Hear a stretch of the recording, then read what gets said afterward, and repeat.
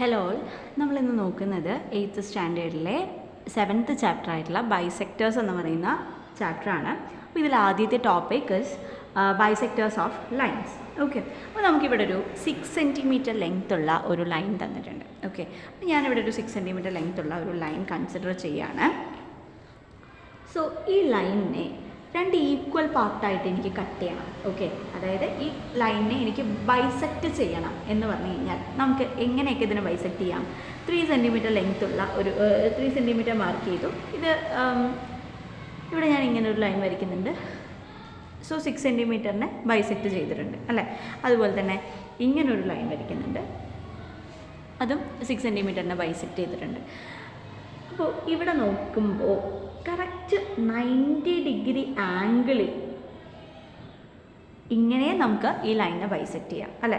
അപ്പോൾ ഈ 6 centimetre length ഉള്ള ലൈനിൽ ഒരുപാട് ബൈസെക്റ്റേഴ്സ് നമുക്ക് വരയ്ക്കാൻ പറ്റുമെങ്കിലും ഈ ലൈനിനോട് കറക്റ്റ് 90 ഡിഗ്രി ആംഗിൾ ഫോം ചെയ്യുന്ന ഈ ഒരു ലൈനിനെ നമ്മൾ പറയുന്ന പേരാണ് perpendicular bisector. Perpendicular bisector. Okay, ഇതാണ് perpendicular bisector of this line. Perpendicular bisector. ഇനി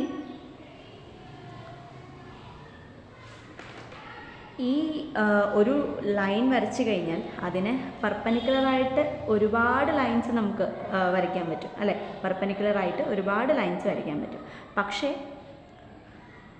ഈ ലൈനിൻ്റെ മിഡ് പോയിൻറ്റിലൂടെ വരയ്ക്കുന്ന പെർപെൻഡിക്കുലർ, ഓക്കെ, മിഡ് പോയിൻറ്റിലൂടെ വരയ്ക്കുന്ന ഈ പെർപെൻഡിക്കുലറിനെ നമ്മൾ പറയുന്ന പേരാണ് പെർപെൻഡിക്കുലർ ബൈസെക്ടർ. അതായത് ഒരു ലൈനിന് ഒരുപാട് ബൈസെക്ടേഴ്സ് ഉണ്ട്. കറക്റ്റ് 90 ഡിഗ്രി ആംഗിളിൽ വരയ്ക്കുന്ന ബൈസെക്ടറിനെ പറയുന്ന പേരാണ് പെർപെൻഡിക്കുലർ ബൈസെക്ടർ. അതുപോലെ തന്നെ ഒരു ലൈനിൽ നമുക്ക് ഒരുപാട് പെർപെൻഡിക്കുലേഴ്സ് വരയ്ക്കാൻ പറ്റും.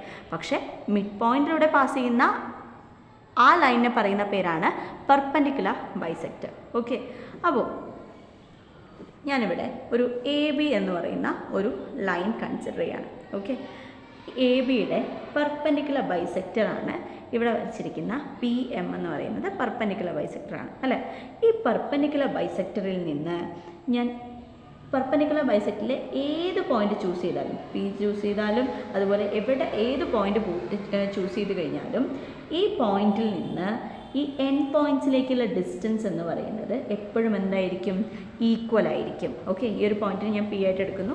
ഈ പെർപെൻഡിക്കുലർ ബൈസെക്ടറിൽ ഏതൊരു പോയിന്റ് എടുത്തു കഴിഞ്ഞാലും ഈ ഒരു പോയിന്റ് എടുത്തു, അതും ആ പോയിന്റിൽ നിന്ന് എയിലേക്കുള്ള ഡിസ്റ്റൻസും അതുപോലെ ആ പോയിന്റിൽ നിന്ന് ബിയിലേക്കുള്ള ഡിസ്റ്റൻസും എപ്പോഴും ഈക്വൽ ആയിരിക്കും. അതെങ്ങനെയാണ് പ്രൂവ് ചെയ്യുക എന്ന് നമുക്കൊന്ന് നോക്കിയാലോ. നോക്കാം. ഇവിടെ ട്രയാങ്കിൾ, ഈ വലിയൊരു ട്രയാങ്കിൾ എ ബി പി എന്ന് പറയുന്ന ട്രയാങ്കിളിനെ 2 ട്രയാങ്കിൾസ് ആയിട്ട് ഞാനിവിടെ ഡിവൈഡ് ചെയ്തിട്ടുണ്ട് അല്ലേ. ഒന്ന് എ പി എമ്മും അതുപോലെ ബി എം പി എന്ന് പറഞ്ഞ് 2 ട്രയാങ്കിളായിട്ട് ഡിവൈഡ് ചെയ്തിട്ടുണ്ട്. ഈ ഡിവൈഡ് ചെയ്തിരിക്കുന്നത് റൈറ്റ് ട്രയാങ്കിൾസ് ആണെന്ന് നമുക്കറിയാലോ. റൈറ്റ് ട്രയാങ്കിൾസിൻ്റെ പ്രത്യേകത എന്താണ്?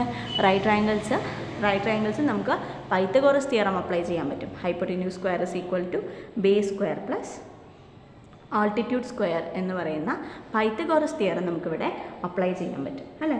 അപ്പോൾ ഇവിടെ ട്രയാങ്കിൾ എ പി എം ഞാൻ കൺസിഡർ ചെയ്യണം. ഈ എ പി എം പ്രകാരം എ പി എം എന്ന് പറയുന്ന ട്രയാങ്കിളാണ് കൺസിഡർ ചെയ്യുന്നത്. ഇതിൽ 90 ഡിഗ്രിക്ക് ഓപ്പോസിറ്റുള്ള സൈഡാണ് ഹൈപ്പോട്ടന്യൂസ് അല്ലേ. സോ ഹൈപ്പോട്ടന്യൂസ് എന്ന് പറയുന്നത് A P square is equal to base എന്ന് പറയുന്നത് എ എം ആണ്.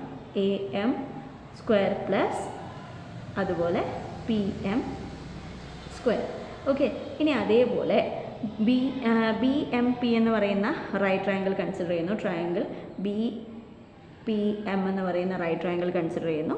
അതിലും നമുക്ക് എന്ത് ചെയ്യാൻ പറ്റും? പൈത്തഗോറസ് തിയറം അപ്ലൈ ചെയ്യാൻ പറ്റും.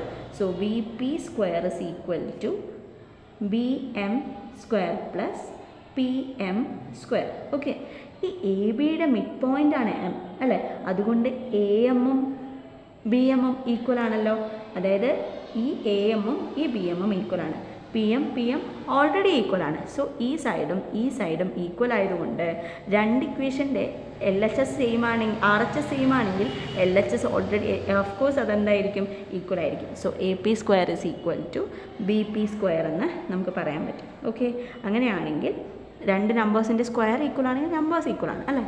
So A P equal to B P. ഇത് ലെങ്ത് ആയതുകൊണ്ടാണ് നെഗറ്റീവ് നമ്പേഴ്സ് വരുമ്പോൾ അതിൻ്റേതായ മാറ്റങ്ങൾ സംഭവിക്കും. സോ ഇത് ഡിസ്റ്റൻസ് ലെങ്ത്ത് പോസിറ്റീവ് നമ്പേഴ്സ് ആയതുകൊണ്ട് AP² = BP² ആണെങ്കിൽ AP = BP ആയിരിക്കും. ഓക്കെ, സോ ഇവിടെ നിന്ന് നമ്മളൊരു റിസൾട്ടിൽ എത്തിച്ചേരുകയാണ്.